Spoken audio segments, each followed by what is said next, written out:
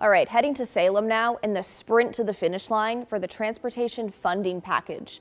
Lawmakers have until the end of the day on Sunday to get the monstrous bill through the House and Senate, and it's going to be a close call. The bill barely made it out of the Transportation Committee, was sent to the House floor, and then sent right back to the committee yesterday. And as of right now, the bill does not have any scheduled hearings or work sessions, which is wild given the deadline. The idea when it was sent back to committee was to amend it further, since the previous version did not appear to have the votes to pass. But that means between tomorrow and Sunday, so 5 days, it will have to pass out of committee and both chambers before reaching the governor's desk. A tall task for any piece of legislation, let alone one that could include some major tax and fee increases. And while we've focused on the drama both behind and in front of the curtain in Salem, tonight let's look at what it would mean if the bill fails to pass this session. According to ODOT, it would not be pretty.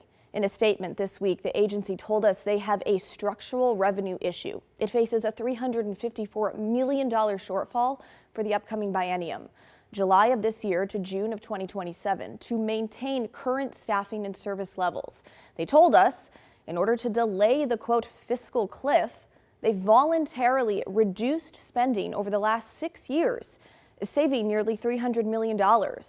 They went on saying, quote, if the legislature does not address this structural revenue challenge or take steps to close the budget gap for the 2025-27 biennium, ODOT would be forced to cut around 1,000 employee positions, including laying off over 600 current employees. Now, this reduction would force the closure of maintenance stations, result in 50% fewer winter materials purchased, and significantly reduce winter service levels beginning this winter. So that's what's on the table if nothing changes in the legislature between now and Sunday.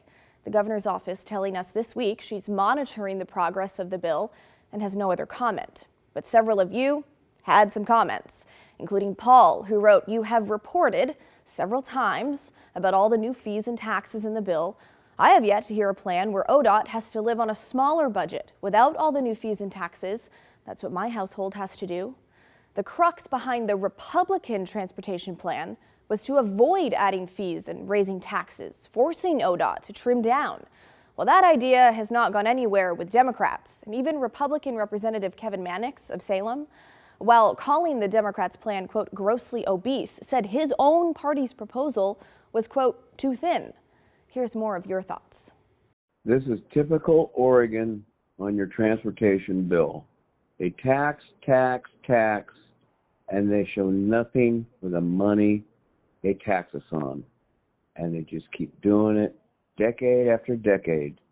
And they're still coming back for more money, and they get nothing done. Well, here's a comment that we see often. It came from Terry. Instead of excessively taxing motorists and subsidize transit and pay for bicycle infrastructure, which in turn adds to delivery costs leading to inflated prices at the grocery store and elsewhere, transit riders and bicyclists need to become far more financially responsible for what they utilize. And we'll end on this one from a viewer named Bill, upset over the bill's proposed gas tax hike. He lives in rural Central Oregon. Our gas prices are already astronomical in comparison to everywhere else. These gas taxes would just keep hurting us, and we would get no benefit. I don't see a plus side for us except for hurting us more, and I don't see that as a very good thing.